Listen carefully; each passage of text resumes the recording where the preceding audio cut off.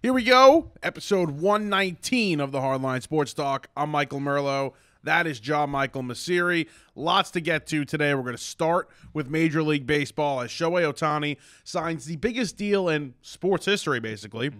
Lots of football to get to as well. We have a lot of fraud teams in the NFL, and we're going to talk about all of them in a little bit. Make sure you are liking and subscribing on YouTube, liking and commenting anywhere you get your podcasts, and, of course, following our social medias on TikTok, Instagram, Twitter, wherever you're on social media. I'm sure we're there. JM, anything news-wise about the giveaway? Yeah, winner is going to be announced on Friday, so pay attention to our Instagram. It'll be up there. By the way, here we go. Off cadence today. It was like a here we go instead of like a here we go. Well, if you've been noticing, I've been doing the here we go, like quick. Yeah. Also, Dak Prescott. I actually have. You want to go back and listen? Do the Dak. Dak Prescott stealing by here we go, by the way. His is a little bit more baritone. Ready? Hold on. This is it. Okay, here we go. That's pretty good. Oh, God, that hurts. That was good. I mean, you're dying now, so that's hurts cool. the back of the throat a little bit. Mike, how's it going, dude? How you been? I feel like we haven't talked much. I know. I'm great. You good?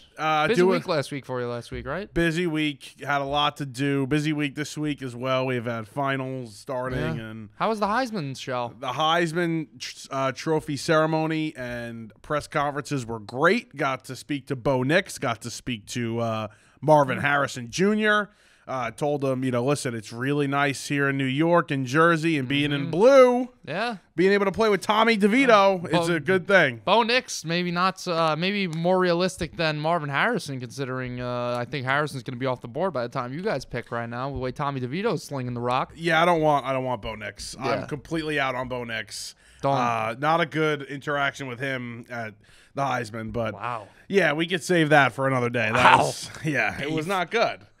Listen, crazy. I ask him a question. He doesn't give me a good response.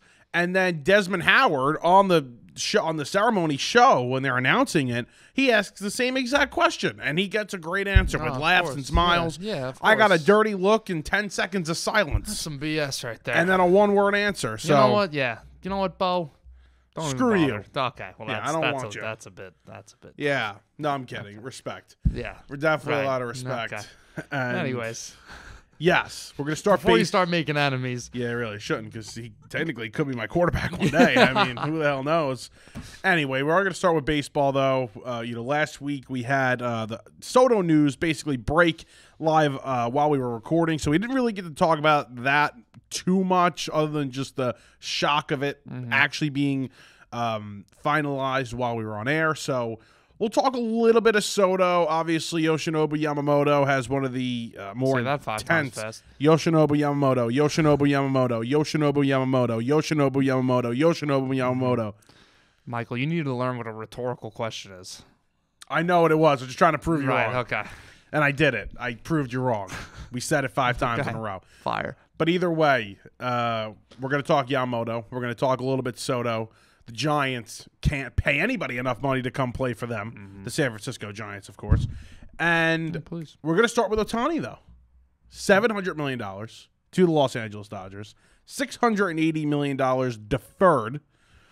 And a new clause in his contract that he can opt out if the president of the team and the president of baseball operations lose their titles.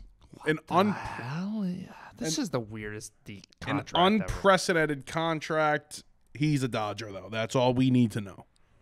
This is bizarre. I'm not sure how that is going to work with the opt-out. So let's say, Andrew Friedman gets fired after 4 years he opts out. Is he opting out of the remaining $692 million that will still be there? Or?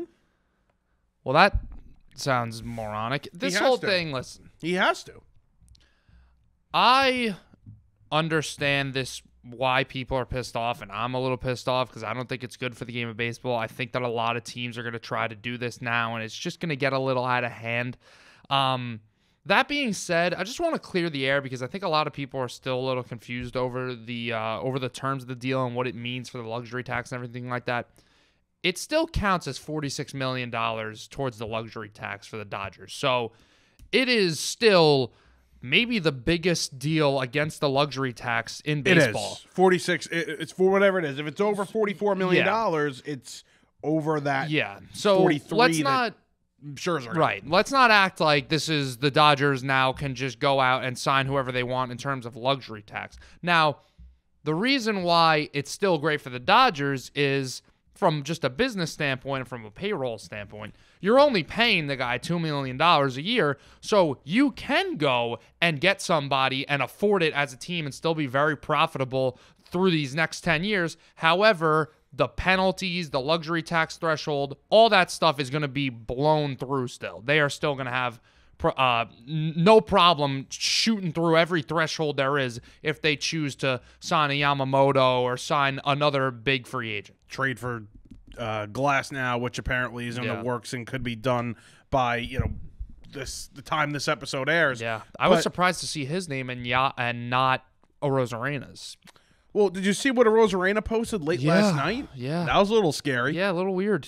I mean, he's posted up next to Shohei Ohtani, and he's got he put the Mexican flag and the Japanese flag next to each other. The WBC. So I don't know if that was just like, hey, here's me and my friend Shohei Ohtani at the World Baseball Classic, or like, hey, I'm being traded there. Let me go to the Dodgers. It's definitely weird, though, the way they've structured this. It's obviously the most unique contract in baseball history. Yeah. But now talking about it from a baseball standpoint, the Dodgers still have work to do. And like we just mentioned, they're trying to sign Yamamoto. They're trying to trade for Tyler Glass now. There's still a lot of work to be done for this roster because they definitely do not have the pitching here to get this done. I mean, who is slotted in at the moment? Is their ace? Bobby Miller, maybe? Bobby Miller. I mean, they got Walker Buehler coming back from injury maybe this year. Yes. Right? He's got coming off the Tommy John. Julio Urias right now is like the investigations like almost at the end right now, and the MLB is going to decide their suspension. And he's not never put that again. Brother behind bars. You might see Julio Urias behind bars. He's not. I don't know what the hell was just on that Instagram just now. That was disgusting. But that freaked me out. I just opened the phone quick to close my apps out. What you got on there? It was I can't even say it. I don't know what it was. It was disgusting though. Inappropriate, not PG-13. Right. Yeah. Well, it was PG-13. Keep pretending. I know what freaky stuff you got on there behind the scenes. What the hell are we talking about? Julio Urias being behind bars. Yeah, he's not going to pitch ever again in the major leagues. So that's out of the question. Speaking of not pitching ever again in the major leagues, Trevor Bauer coming back maybe? I think he'll eventually come back. Yankee, possibly? No, that is never. Do you know, Trevor, I'm sorry we're bouncing around, but Trevor Bauer and Garrett Cole hate each other. Despise each other. They hate each other. Played college baseball together, and they couldn't stand each other. And Garrett Cole, it very much still stands. They would, kill each other. Yeah, no, he's not going to be. No. He won't be a Yankee. He's just overall not a very well-liked player in the big, and that was before he even had all this legal stuff go down. Yes. I think he will pitch, though. I think at some point he will pitch. But New York Met. He was almost a New York Met. Yeah. Thank God he wasn't. Mm-hmm. Well, I don't think it would matter. You guys got Scherzer. That was good. It was good for a year. Yeah. Having Scherzer was good for a year. Couple months. And he missed a couple of months. Yeah. If Luis Angel Acuna turned into a good player, then it was worth it. True. But who the hell knows? Buying prospects. But either way, the Dodgers, they got a lot of questions still. And he's not pitching this year. He's not pitching. Well, that's the thing is they do have a lot of questions. The pitching is a concern like we're talking about right now. The lineup looks great, but hey, I mean, this is baseball. That's baseball, Susan. You got a lot of guys that you could put on a roster and make it all look nice and shiny on paper and talk about the lineup, but one flaw in your team and one player or two big players don't perform for you in the playoffs, you got to rely on some back-end guys. The Dodgers need depth, and they definitely need depth in that rotation. It's funny. I'm on Twitter, just on my computer, and on my For You, Trevor Bauer is the second thing that just popped up. Look at that. They're listening. Oh, that's totally a thing. It is. Whole, they're listening. Do you know that at my job, the word maple leaf comes up because it's related to my company? Uh-huh. And I got an alert about 5 to 10 minutes later from the Hardline Sports Talks Instagram account saying Maple Leafs just shared a post. That's so weird. You want to hear something even? I don't care about hockey. Really. No offense. You want to hear something even crazier? I'm on Facebook 2 hours ago, and like every few posts. What was? Can you go back to what you saw before though? No, I close that out. every few posts is an ad. Right. So like, here's a DiGiorno ad. Right. We were talking about pizza before. Here's the DiGiorno ad. But there was this ad. It was a clothing company, but it said my last name on the shirts. What? So it said Merlo. Oh, that's like the stupid scam stuff where they'll customize stuff for so you. it's like customized stuff, but it has my name on it. What do I got here? It was so freaky. I hope they're comes messing up. with you. I hope it pops up. I hope a Masiri thing pops up. New Era cap. Michael Merlo also likes this. Yeah, I do. I'm obsessed with New Era caps. But it was the craziest thing. Also, can we just listen? This is going all over the place. Facebook Marketplace. Okay. Yeah. Might get a little inappropriate here. So these girls, okay, are posting their dresses on Facebook Marketplace. And there's a price next to it. Mm-hmm. And they're these complete thirst trap photos. Right. Like just inappropriate looking photos for girls to be posting. Right. That he's looking at intently. Right. So keep your hands on the desk, okay? Keep your hands where I can see them. I find it hysterical because I screenshotted a couple of them. That's my shirt. Nice screenshot. Like, look at this. Like, how is this allowed? What is this like? Yeah. That's tough. Facebook Marketplace becoming Tinder? That's crazy. That's what Facebook Marketplace is becoming. So that's really the end story here is that you can now flirt with girls. You can pick up girls or women, men, whatever you want to do. If men are selling items on Facebook Marketplace too, it's now a place to pick up a significant other. So there you go. Let's go. Little tip there. There you go. Facebook Marketplace, the new way to go. Yeah, apparently. Where the hell were we? I don't know, the Dodgers. Dude. The Dodgers are boring. We're just going back and forth on random stuff. The Dodgers, I hate to be like the guy because I get these comments with the Yankees too, but like the Dodgers could put whoever they want on their team. They do have a reputation of falling short in the playoffs and losing to teams that they shouldn't lose to, so we'll see how it all plays out. I personally just want to from the Ohtani standpoint, I think it's a ridiculous overpay. Yeah. I would not give the guy more than $500 million. He's a great player. Don't get me wrong. He's probably the greatest baseball player I've ever seen. In his, a prime Shohei Ohtani, he's in his prime. A fully healthy prime Shohei Ohtani is incredible. What other player can you say can throw 100 miles an hour and lead the league in homers and OPS? It's just crazy. However, he's going to be 30 years old soon. Yeah. He just got Tommy John surgery. Correct me if I'm wrong. He's had some major injuries in the past, correct? Mm-hmm. Is this his first Tommy John? It's his second. It's his second Tommy John surgery. So he's had the injuries in the past. Are we really sure that this guy's going to be 35, 36, 37 years old, be playing both ways still, and still doing it at a high level?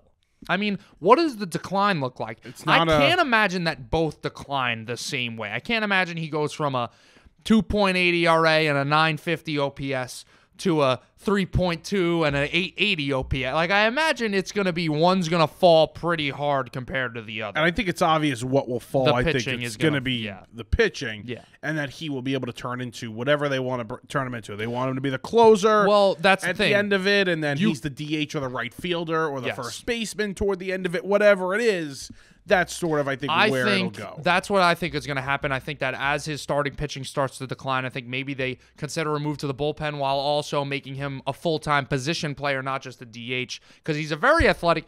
Shohei Ohtani is one of the fastest guys in the MLB. That's something that is overlooked about his game. He is very fast. I believe he's definitely in the 90th plus percentile in sprint speed in baseball. He's a very fast player. He's a great athlete. So I'm sure he's got a cannon in the outfield. You could use him as an outfielder. Well, also, we'll see what they do with him. We have to think about the evolution of contracts in baseball. Nobody, I mean, at least in the next 10 to 20 years, is going to get a contract like this. And it's not comparable to anybody else. Like, Boris cannot go to the Yankees and say, look, this is the contract he got. So this is what we want. It's not comparable. He's going to ask for a lot. He's going to ask for more average annual value than the luxury tax hit that Ohtani's getting. No, So Ohtani's $46 million AAV right now in terms of luxury tax. Soto's going to ask for 50. Yeah, I think he's going to be a $500 million player. Yeah. He'll be the first one other than Ohtani. Yeah. But you cannot compare this contract to anybody else. But also think about what AAVs can possibly be in 10 to 15 years. Some of them might be at $50 million. Yeah. So it might not look as bad. Look at the way then. we look at $30 million and $25 million. $30 million is still like you want to ask for $30 million, but I mean, I remember when Robinson Cano was a free agent and they were talking about him asking for $30 million. That was 10 years ago, and it was like, whoa, $30 million, holy crap. That's now what $40 million is. Yeah. We're like, whoa, $40 million. So yes, by the time 2034 rolls around, $70 million a year, $68 million a year, whichever number you want to use, that's going to be still a very, very big deal. It'll be looked at a little more normal, but I still don't think we're going to see a player at that number besides Shohei Ohtani. And that's what I would use as a negotiation tactic if I'm the Yankees, to extend Soto right now, or next offseason if I'm any team negotiating with Juan Soto as a free agent, is if Juan Soto tries saying, I'm trying to get more average annual value than Shohei Ohtani, or just use Shohei Ohtani's contract as a negotiation tactic in any way, I'm saying, well, Shohei Ohtani used himself as a unique player to be a negotiation tactic of saying, I know this contract may seem crazy, but let me ask you one question. Am I like any other player in baseball? No, I can pitch elite and I can hit in an elite manner. So I'm not going to be like, Juan Soto, you're allowed to ask for Shohei Ohtani, to mention Shohei Ohtani's name in contracts because you don't pitch. You can't use Ohtani as a negotiation contract considering he was an outlier. No, definitely not. It's not comparable. Ohtani's not comparable to anybody unless somebody starts to pitch and hit again. Yeah. All right, Yoshinobu Yamamoto, he's also, I think he's going to exceed $30 million a year. I think it's crazy to even think it's closer to $200 million than it is $300 million at this point. There's so many teams after him. There's so many big market teams after Yamamoto, and there's teams that are desperate for him. The Dodgers, the way they're able to set up this contract now with Ohtani, they may even be able to go and get Yoshinobu Yamamoto. They had a meeting with him Tuesday, and Mookie Betts, Freddie Freeman, and Shohei Ohtani were all present at this meeting, and he has a lot of reasons to go there. One will be 300 million reasons most likely, and the other is a chance to go play with Ohtani, and the other is a chance to seriously go solidify a rotation that has some question marks and also be able to win a championship in a huge market for a storied franchise, which apparently I think money's going to actually play a big factor, but also storied franchise and the sort of franchise he goes to, I think, may play a factor as well. That's why he's so interested in the Yankees and the Red Sox and the Cubs and the Dodgers.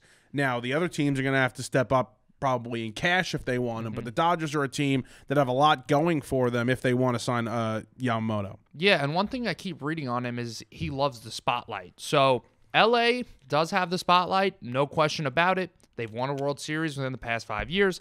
They've been a 100-win team multiple times. They've won their division. We know that LA is at the top. I mean, they're right there with the Yankees and with any other team in the MLB in terms of recognition. But if I were the Yankees and I'm looking at it from a spotlight perspective, I'm telling Yamamoto, you want the spotlight, here's where you got to go. I mean, Shohei Ohtani is already a Dodger. So from a national recognition from Japan's standpoint, your country's #1 icon is already on the Dodgers. So you're going to be overshadowed by that. You're also going to be in the same rotation as him in a year or two when Ohtani comes back. Ohtani's still going to be looked at as the ace of that rotation, considering he's their $70 million shiny toy. So you have those two things into account.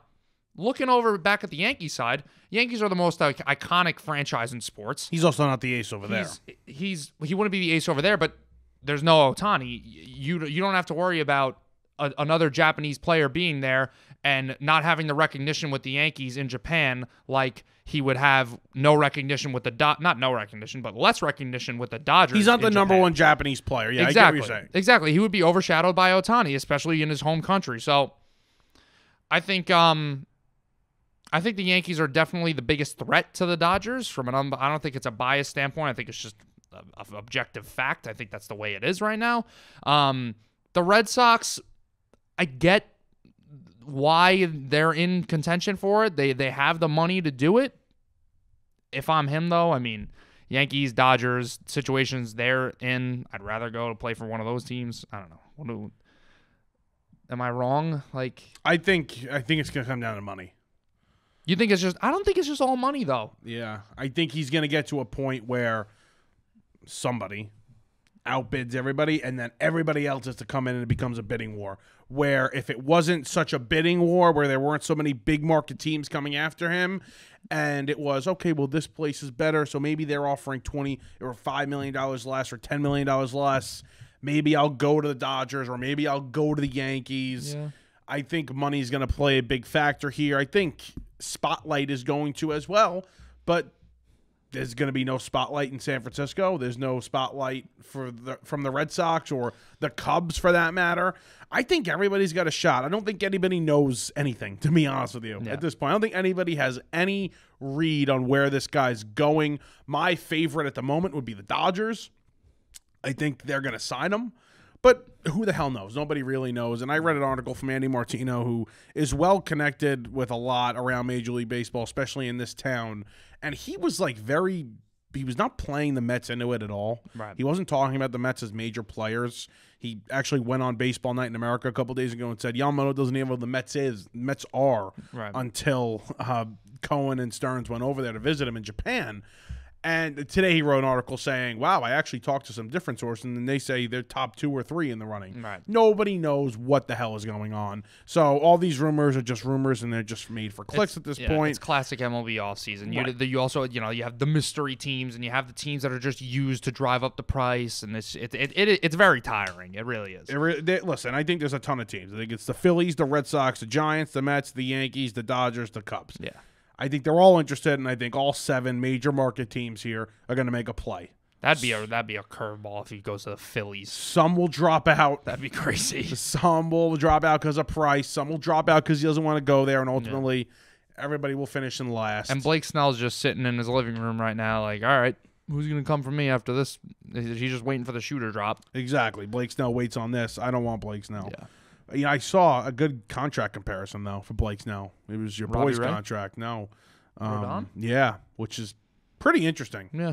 And I actually would not hate that contract for Snell, even if it was to my team, even though I don't really want him. Okay. Well, that was a pretty significant contract. I'm kind of surprised you're saying that right now. 6 years, 162. What's that a year? 20-something? 27?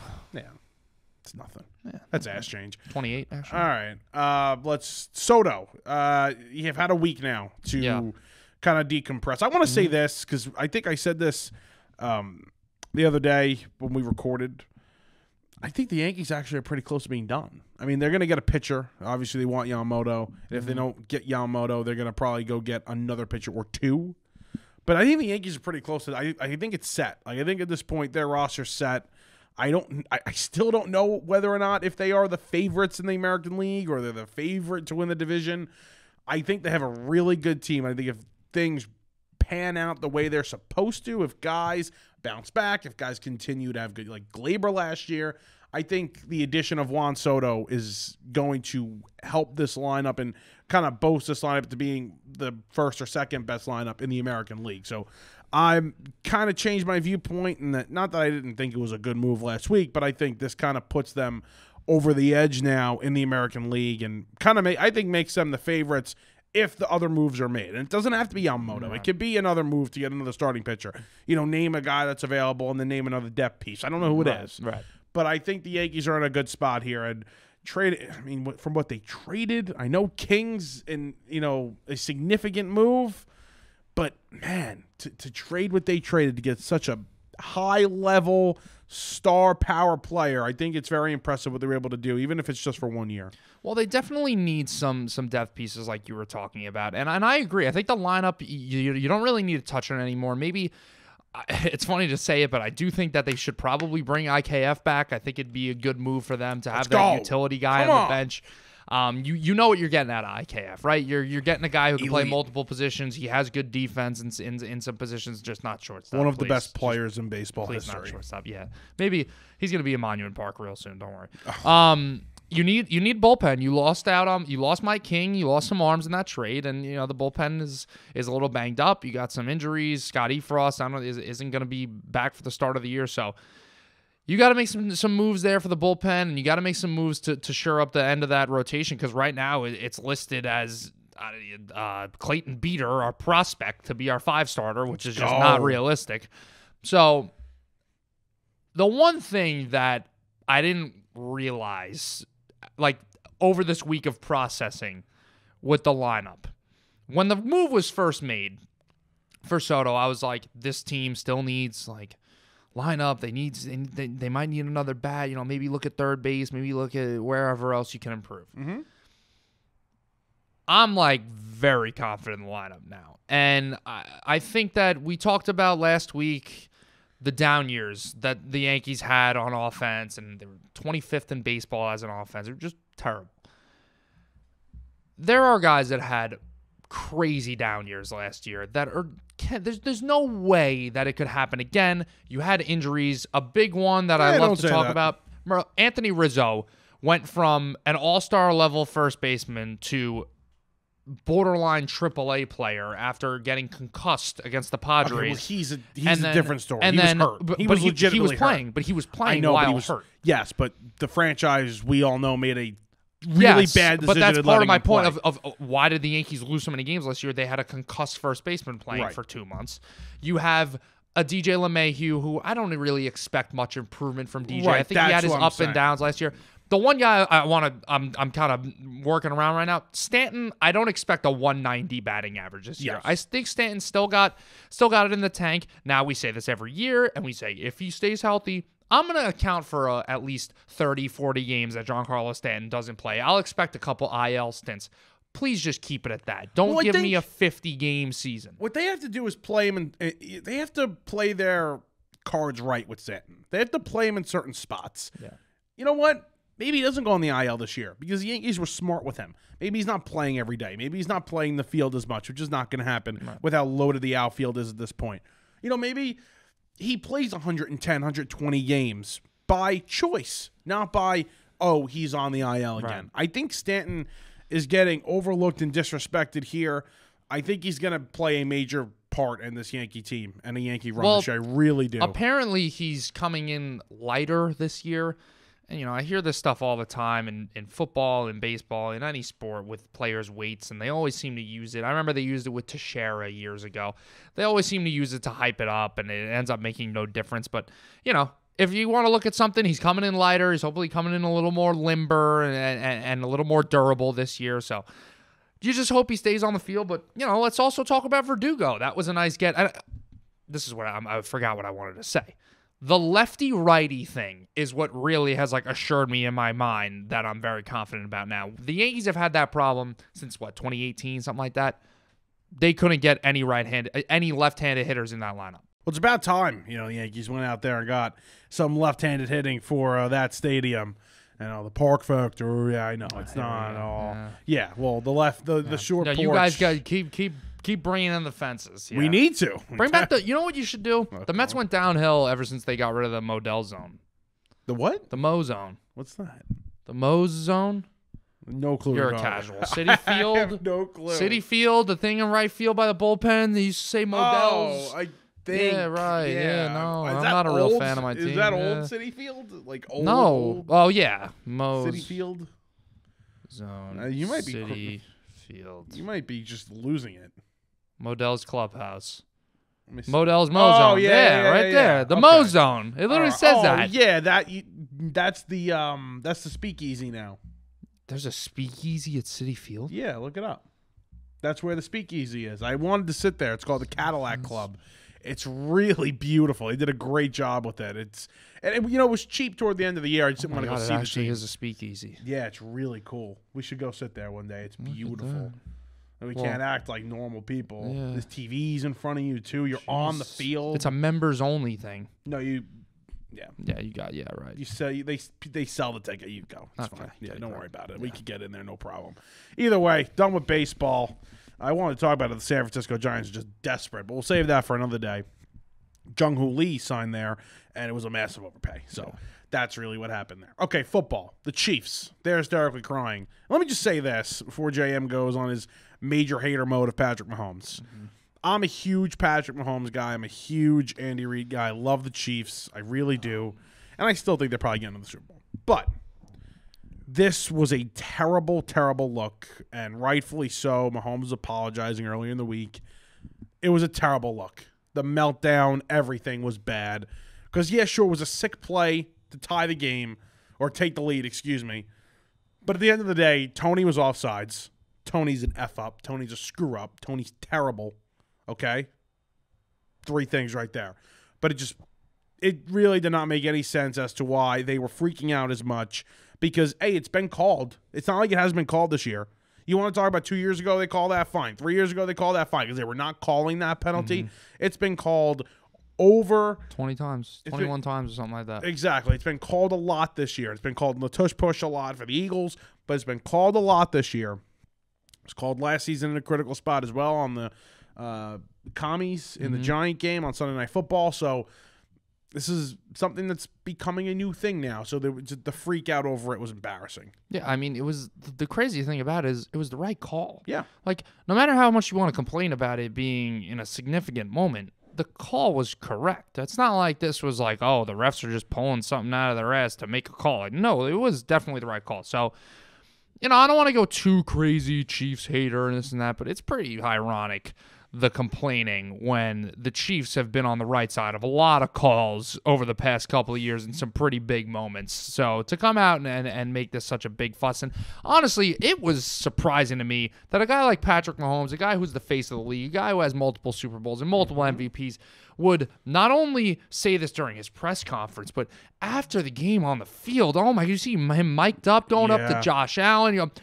Worst call I've ever seen. Worst call I've ever seen. And then he's talking to, he's just looking around, shaking his head, and still going on and on about it. I mean, and what's Allen supposed to say in that spot? Yeah. Allen just won a huge game. You're right, Pat. You should have won. Like, what is he supposed to say? Josh Allen leads his team to a victory against a good defense and a tough place to play, and he's now got to deal with this idiot who's on the field, and they're friendly. I'm sure they're friendly. They're both, outgoing guys. Yeah. They talk highly about each other, and he's got to, congratulate him at the end of the, go talk to him at least, say, good luck, whatever, and he's still bitching and moaning. So, yeah, not a good look for the league, not a good look for Mahomes, and even Andy Reid after the game, man. I mean, that was shocking, too, for a legendary head coach to be sitting up at the podium talking about a call that's not called that often. It really just was not a good look for the league. So, it's really let's can we dive into I'm super excited for the Chiefs frauds talk now. Are you there yet? I said it last week. Chiefs are frauds. Absolutely not. They lose again. Chiefs are frauds. No, not there. Nope. They lost to a desperate team. Okay. They did get bailed by the Titans though, with their chances of being the 1 seed still. They need the Ravens to lose to San Fran and drop another game. Ravens don't have the easiest schedule remaining yet. So the 1 seed is still on the cards here. They can't drop another game. There's no way they're going to be an 11-6 1 seed, the Chiefs. But I don't know what the tiebreaker. I don't believe they play the Ravens head-to-head this year. No, they haven't, and they won't in the future. So I think it's going to come down to conference record and all that stuff. But Ravens got a 2-game lead right now on the Chiefs. They got a 1-game lead on the Dolphins and whoever else. So number 1 seed might be out of the question for the Chiefs. You might have to see Patrick Mahomes in a road playoff game this year. I can't wait for him to play a road playoff game. The division's not locked up. Michael's Denver Broncos are right in the rearview mirror right now.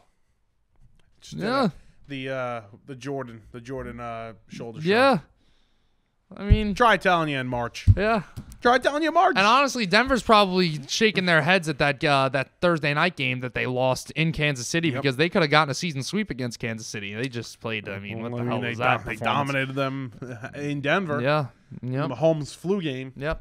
Just Broncos being good game. I mean, really, what do you think it is? Like, if you had to put your finger on one thing for this Chiefs team this year, what are you putting your finger on? You can only take. What do you think is the number one X factor for why they haven't looked like the dominant Kansas City Chiefs? Well, I think it's definitely their weapons, but I think it's also just maybe they're tired. They've played so much football. You know what I mean? They're playing late into seasons every year. We really have not seen this team struggle for long periods of time, and since the run has really started. Mm-hmm. So maybe they're kind of just, I don't even want to say plateauing, just they're going down for a very long time for the first time now. Right. But I still think they're going to figure this thing out. Like, the schedule's weak the rest of the way. They'll get some things going. I think last week was a real wake-up call, and they'll put it together. I want to see him go on the road. I do. You're saying it as like a bad thing. I would like to see him on the road trying to go. Well, no, it's not even a bad thing. I'm just saying, like, they haven't done it yet, and I do want to see it happen. I want to see them play a road playoff game and see what it's like. His numbers I don't think Pat Mahomes is just going to out of nowhere be like, oh my God, I forgot how to play football. Right. I'm playing on the road right now. But I think it'll be a challenge. I mean, his numbers aren't like bad. Like, they're not bad numbers for Patrick Mahomes. But this is the thing that like really like irks me. I'm going to save it. Let me just get back to the point that I was making with why the Chiefs aren't the way they are. I think Bieniemy needs to be talked about more. I think no Bieniemy needs to be discussed. Matt Nagy comes over. The offense has lost a step. I'm sorry. I mean, I'm looking at their schedule right now. They've scored 30 or more 3 times this year. That is like unprecedented for the Chiefs. They've scored under 20 points 3 of their last 4 games, 4 of their last 6. So they're not scoring the ball very well. And I think that Eric Bieniemy has something to do with that. You see, listen, the Commanders aren't having the greatest year ever. I think anybody you ask would say, wow, yeah, Eric Bieniemy's getting a little more out of Sam Howell than I thought that he would. Honestly, the Commanders' problem, a big part of it has been the defense. Their defense has been awful, and it was supposed to be a good defense. Yeah, Howell, I think has definitely impressed some people, and he may have played well enough this year to kind of get him to be the future starter for them. Yeah, you're right. I think Howell absolutely should. Bieniemy. I think Bieniemy needs to be talked about. Yeah. Nagy might not be the greatest offensive coordinator, but I still think it's Andy Reid. It's still Andy Reid's team. It's Andy Reid's offense. When Andy Reid says it's going to go. So, yeah, Bieniemy has to be talked about, but the lack of weapons here, and I know the weapons weren't great last year, but that's got to be talked about as well. Yeah. And is Kelsey lost a step? Like, is this a thing? Like, go back to the last 4 out of 6 games that they've played where they haven't scored more than 20 points. Yeah. Does this all Travis Kelce's got 1 touchdown in his last 4 games. Right. It's crazy the way Kelsey has kind of dropped off here because early on, his numbers were insane. Yeah. I'm trying to look here. Let me try and scoot over. Talking about the Chargers and the Broncos back-to-back. He had 300 yards combined in 2 games. Yeah, he had that crazy stretch. Yeah, and he's got 3 touchdowns through the first 4 games of the year for himself. He's having a pretty nice year. And, maybe it's not on Kelsey. Maybe it's just what I'm talking about. It's a collection of everything. It's the offense. It's Matt Nagy. It's Patrick Mahomes, the offensive line. Who knows what it is? And, of course, they're going to be singling out Kelsey in coverage, too. All I know is the Chiefs' identity this year has been, whoa, this defense is surprising us. Wow, we weren't expecting this. And it was kind of covering up the lack, the deficiencies in the offense. But we said, give that offense time, give those weapons time. They'll gel together. They'll start playing better. And by the time playoffs come around, the Chiefs their offense is going to be in sync and their defense looks amazing. They're going to be back at the Super Bowl. Sure. Well, guess what? Neither has happened. The defense has actually fallen off recently, and the offense is still not clicking. So that's why you're seeing them playing 500 football the last 6 weeks. Their defense has fallen off? Yeah. As I'm looking at Josh Allen's stats right now. Let's talk about the defense. No, I'm genuinely asking. Yeah, let's talk about the defense. They've given up 20, 27, 17, 21 in their last 4 games. You're giving up 27 points to the Packers on the road. They gave up 20 at home to the Bills last week. Their offense can't make up for that. They're not giving up crazy totals here, but they're not playing the way they did in the beginning of the year. 9 points, 10 points, 20, 8. You're not, that football is behind you now. They no longer have that top 3 They gave up about 20 points a game against the Eagles, Raiders, Packers, and Bills. They've given up 325 yards or more in their last 3 games. They're not playing the best defense anymore. The defense is not a problem. I mean, it's definitely not a problem. I mean, yeah, you want to say against Green Bay, it wasn't good enough. Sure, they went on the road and played a team that was hot, and they lost a tough game. Against the Bills, you give 20 points. Against the Eagles, you give 21. That defense played really well against Philadelphia. My point is, it's a top 10 defense. It's not a top 3, top 5 defense like we thought it was in the beginning of the year. I still think it is. I still think it's I don't think it is. A defense that could carry them to the playoffs. Let's go on to Josh Allen because I wanted to bring him up when we were talking about Mahomes. The way that these two quarterbacks are looked at just makes me laugh because I think the Mahomes praise is just it's too out of hand. Pat Mahomes, I said it last week. I feel like I'm repeating myself. He's a great quarterback, best quarterback in the league when everything is on. He's phenomenal. He's got amazing talent. Josh Allen is the reason why the Buffalo Bills are still afloat and in this playoff race right now. I mean, a lot has gone south for them. They've had problems with the defense. The injuries have been crazy. There's been questions about the head coach. You have Sean McDermott. I mean, what? We didn't even get to talk about that. I think it came out after we recorded. He's using the 9/11 terrorist attacks to influence his players. I mean, crazy stuff going on in Buffalo. And you have the offense where it has its deficiencies outside of Stephon Diggs and James Cook and whoever else. Josh Allen, you could talk about the picks all you want. I think he's keeping them afloat. And I think that the treatment that he gets versus Patrick Mahomes, where you say, oh, he's having a down year, but for Patrick Mahomes, this is still a great season. And then you look at Josh Allen, everybody's like, oh, the turnovers. I think it's unfair treatment. Yeah, Allen's great. And this is coming from a Jets fan. I'm not a Josh Allen lover. I think he's second or third in MVP at this point. I think Purdy's 1 and Dak's probably 2. But he's 3 for me at this point. He's so great. He's 100% the reason why they have a chance. And honest to God, listen, my predictions about the Bills for the most part this year have been correct, right? Mm-hmm. Just they always get hurt on defense. The offensive line is not that great. The weapons are inconsistent, and they're at where they're at. Yeah. And now, the way he's played, and the stats might not back that up, but the way he's just been a leader of this offense and a leader of this team, and he's willing them to wins here late. To me, if they get in this postseason, I think they're dangerous. Yeah, I think they're a serious team that can make a run. That's not a team I'd want to play pissed off Josh Allen. Yeah. They're still a contender for the division, by the way. Yeah, they're 2 games back now. They won last weekend. Miami lost. They still have to play Miami one more time. I wouldn't count them out yet for the AFC East. Yeah, they could definitely win the AFC East as well. They got Miami one more time. Mm-hmm. That'll be interesting to see. Yeah, I'm intrigued. I'm intrigued by the Buffalo Bills, and I think they could definitely go on a run. Yeah. A team that's not going on the run is Philadelphia Eagles.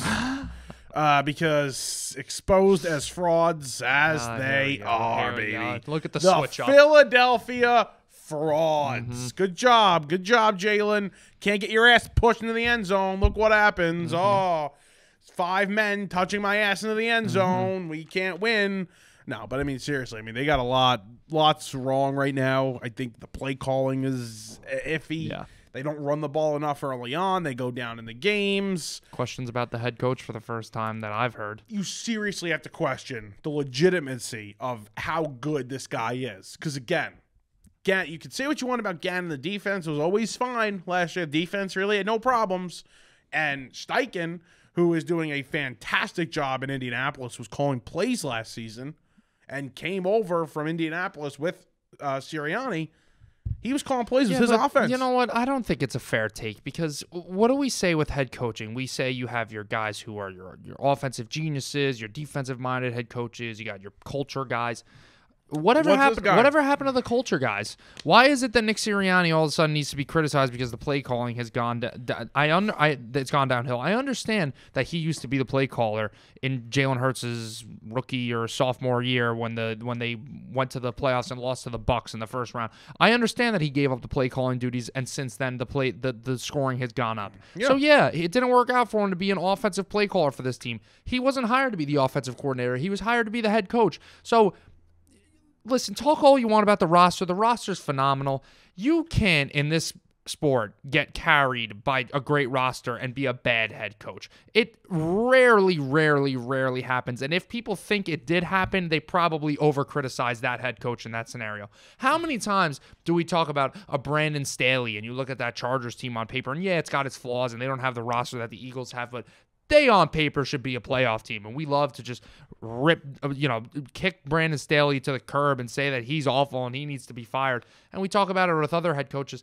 Listen, this Eagles team had a lot of expectations going into last season, coming off of that wild card appearance with Jalen Hurts. And they exceeded those expectations by making it to the Super Bowl and becoming that juggernaut next year. And now they've had this identity for the last 2 years for being this Philly mantra team. And, they've got the tush push and they've got... I don't think that has anything to do with Sirianni. I think you have a lot of guys that have been in Philadelphia for years and understand what it's like to be a Philadelphia player, a Philadelphia football player. It's a little ridiculous to start questioning a guy, and I don't want to use the term hot seat because I don't think you're putting him on the hot seat right now. I'm not putting him on the hot seat. But you're definitely making his seat a little warm, considering that he's 10-3 and just lost to the 49ers and the Cowboys. Yeah, the Eagles, they've had some flaws exposed. I don't take them as the favorite in the NFC right now. I don't know if I take them as the second best team in the NFC right now. I said last week I think the Cowboys are better than them. So, yeah, not huge on the Eagles, but guess what? I want to talk about the double standard again. What did you say in the offseason coming into this year? You said, I don't know how I feel about the Eagles coming in because we know that, going into representing the NFC, it's tough to do that 2 years in a row, and they're definitely due for some sort of decline.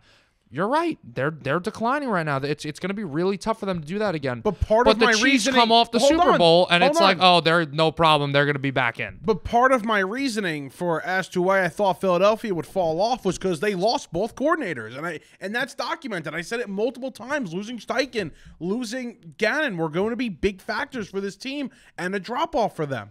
And we've seen it really all season, but now they're playing the stiffer competition. It's really shown now. It's a brighter light shined on it. Well, the Chiefs, like I said before, lost their offensive coordinator as well. And listen, the Chiefs, I think, are in a different scenario because I don't think there's a clear favorite in the AFC. They also have the best player in the world. The Eagles don't.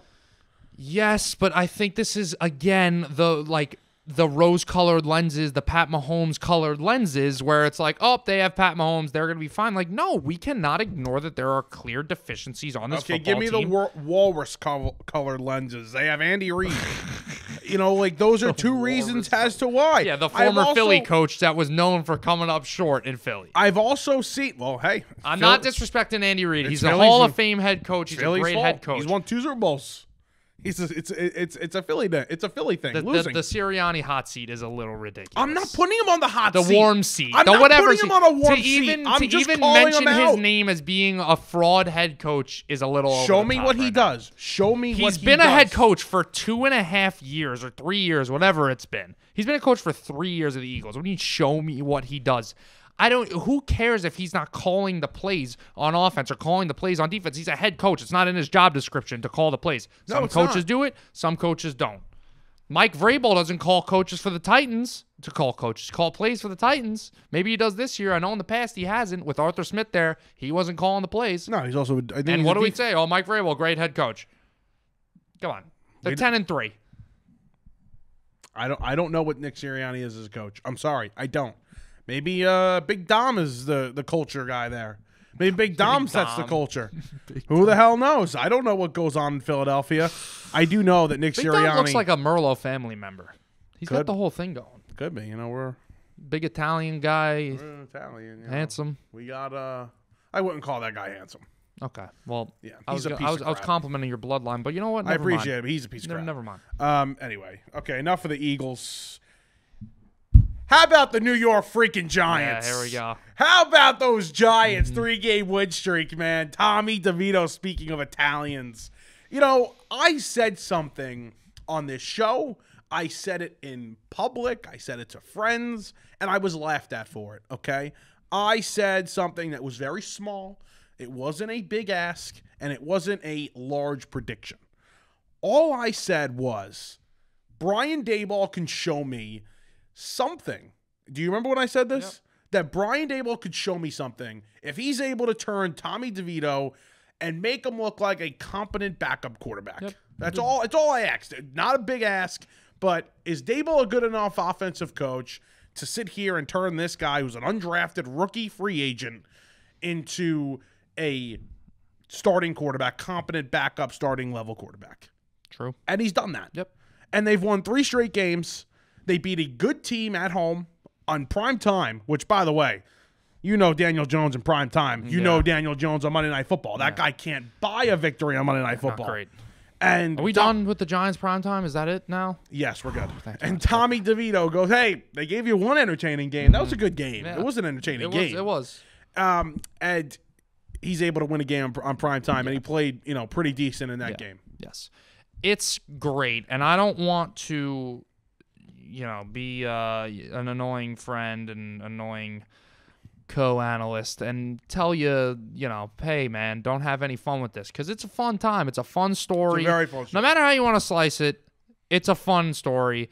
Now, the whole Tommy Cutlets thing, it's, I've gotten to be a little, annoyed by it. I think it's going a little over the top, but I get it. It's cute. It's fun. It's there's no harm behind it. It's all good fun. And as an Italian-American, I think the stereotyping with everything's getting a little over the top now, but if he doesn't care, I don't care. It's good. But this is all that it is. It's just a fun story for now. Please, the Giants fans out there, I'm not even going to come out here and to defend Daniel Jones, because I don't think Daniel Jones is the quarterback of the future. But he's got a better chance of being the quarterback of the future than Tommy DeVito does. Please don't get it confused to say, oh, we found our guy here, Tommy DeVito, savior of the franchise. All it is, it's been a lost season for the Giants. They found some life again. They found a little light. This is a fun little story. And by the time next year rolls around, we'll forget it even happened. He might be the backup. He might be the backup. I'm not saying he's going to be gone. Yeah. He's not a starting quarterback for the Giants next year. Right. I don't think he's obviously, I don't think he's a starting quarterback for the Giants. I do think he may have bought himself some time in this league. Yeah. And I do think there's a potential that he is the backup quarterback next year, which is a good thing. Well, the one thing that helps him, too, is he's an athlete. He's not a statue playing quarterback, Yes, he can move. He can run. And that definitely helps, and we saw that on Monday night. But I think what Giant fans like right now is we don't know for sure. If I had to give you an educated guess, of course, I don't think Tommy DeVito is going to be the future quarterback of the Giants. But at this point right now, December 13th, 4 weeks into this thing, I am not 100% on, he's not anything for the future, and he's definitely not a quarterback of the future. So I think the unknown for the Giant fan right now. I don't think it's the unknown. I think it's just a little desperation. And I get it. I've been there. I probably am there right now. I mean, I got Aaron Rodgers waiting in the medical room right now for me, but I think it's just desperation for, like I said, it was a lost season. You had your $40 million franchise quarterback go down with a torn ACL, and it really just looked like the season from hell. And now you get a little bit of, lipstick on a Tommy DeVito's lipstick on a pig right now, in my opinion. I think he's just a little cover up for what's been such a bad season. It's a fun story. Have fun with it.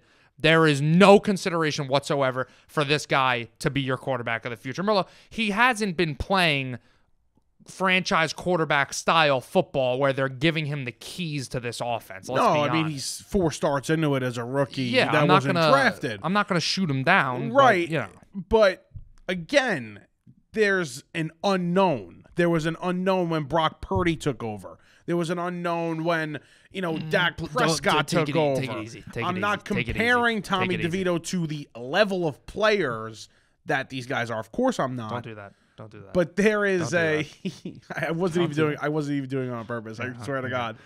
But there is there's just a level of unknown. I don't know. There is no certainty. Very true. You're right. It's uncertain. But let's if you were about to walk into a cave and you couldn't see anything, that's unknown. You would probably say, maybe it's not the smartest idea for me to walk into this cave alone right now. It's very dark in there. Just because it's unknown of what Tommy DeVito is going to be, it doesn't mean you should pursue the Tommy DeVito story or whatever you want to call it, the Tommy DeVito era, where most likely all the signs indicate this is just a fluky thing. Let's worry about Drake May next year, Bo Nix, Daniel Jones coming back, building around him again. Whatever this front office wants to do, let's focus on that and maybe keep Tommy DeVito around to be the backup or see if we can get any trade interest in him in the offseason. But you're not focusing anything around Tommy DeVito right now. And honestly, again, I know this is a fun story right now. I'm just being a realist. That's the way I am. I'm a realist with everything.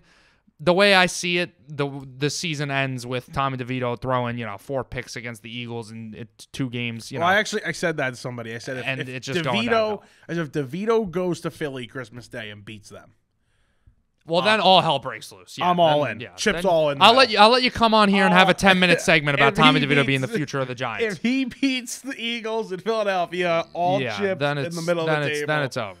I'm all in because then there's really going to be. But that's also something.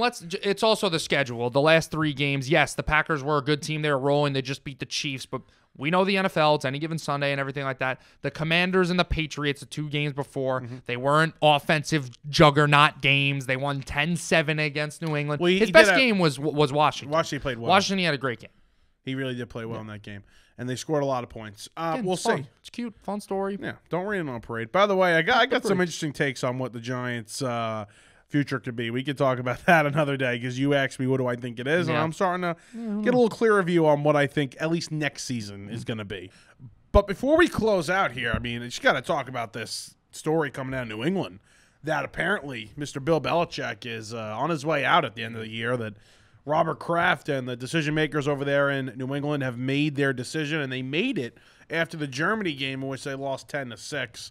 That's from Tom Curran. I think that's how you say it, Curran, of one of the big time newspapers up there, maybe the Boston Globe. Mm-hmm. You could fact check me though.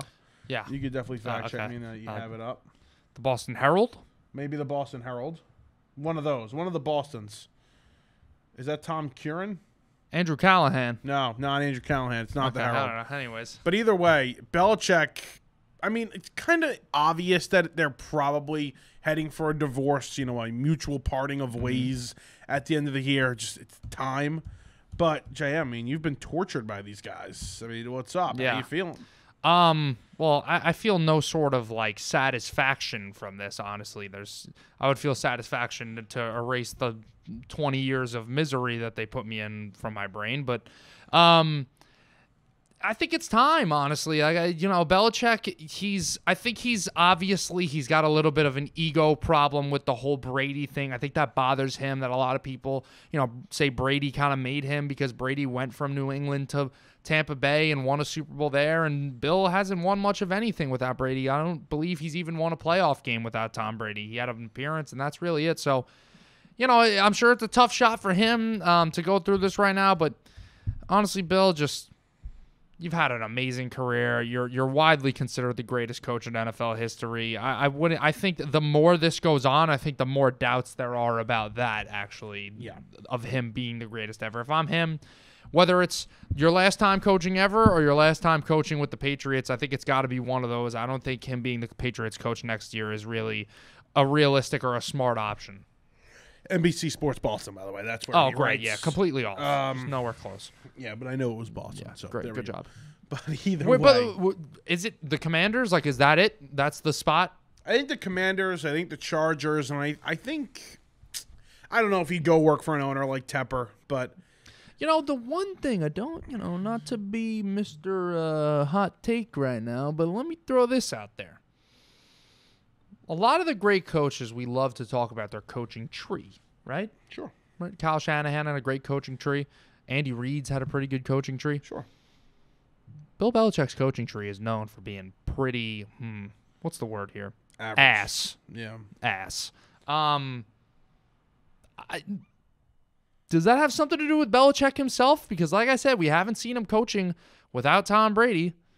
I think it's a lot of these guys trying to bring the Patriot way elsewhere, and I think when the coaches from his tree finally start to realize that, I think they'll start to really succeed. So I don't think it's – I mean, yeah, I think obviously it has something to do with him, but I also think he prepares a lot of his coaches in a very, professional way. Right.